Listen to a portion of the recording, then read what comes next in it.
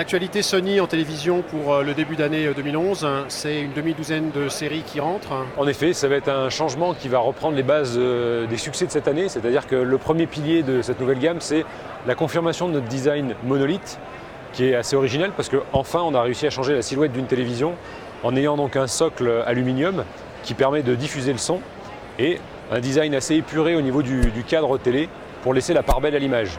Alors ça c'est confirmé, on continue sur 2011 et également l'autre partie qui va énormément se développer pour 2011, c'est la partie connectivité. Télé connectée, qu'est-ce que c'est une télé connectée? C'est une télé qui enfin profite de la richesse d'Internet. Ça veut dire que la richesse d'Internet c'est aussi bien au niveau application comme Skype qui va désormais être disponible pour peu que l'on acquiert également une petite caméra avec un micro intégré bien entendu qui permet donc le principe de Skype, de visiophonie.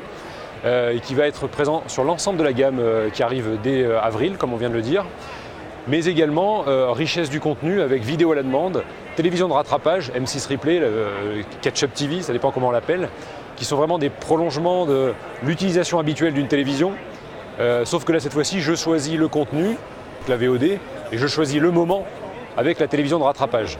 Donc tout ça se développe énormément.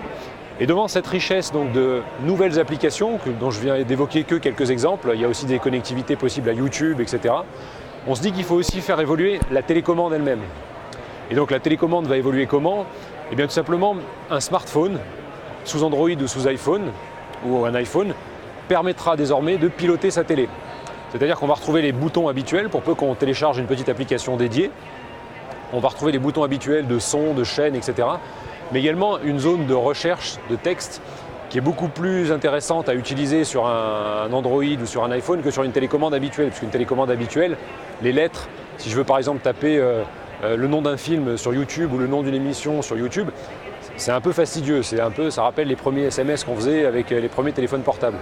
Donc là désormais avec un smartphone, c'est beaucoup plus simple parce que là on se retrouve avec son petit clavier virtuel et on peut faire donc des recherches à travers un browser, à travers les différentes solutions que je citais YouTube mais aussi Dailymotion qui permettent vraiment de prolonger l'expérience vidéo en bénéficiant de la richesse du web. Alors, on ne va pas rentrer dans les détails précisément, mais ces 6 séries, donc c'est des tailles d'écran qui vont de combien à combien? Comment ça se... Alors ce sont des tailles d'écran qui vont des 24 pouces et ce qui est intéressant c'est que dès le 24 pouces on sera désormais en LED et avec Wi-Fi intégré. Donc encore une fois, on imagine un 24 pouces dans sa chambre, peut se connecter sans aucun problème au réseau avec le Wi-Fi, même si on n'a pas une prise réseau proche de l'endroit où est la télévision. Alors du 24 pouces jusqu'au 65 pouces. Donc ça donne une bonne largeur de gamme en fonction du lieu où on veut utiliser sa télévision, que ce soit dans le salon, dans la chambre, dans la cuisine. Et on passe bien sûr par les tailles classiques que sont les 32 pouces, c'est-à-dire les 81 cm, les 100 cm, enfin 102 cm chez nous, et ainsi de suite. Donc on monte en 32, 40, 46, 55, 60, 65 pouces. La 3D aussi est très présente dans les annonces de Sony cette année. Tout à fait, alors on élargit la gamme 3D.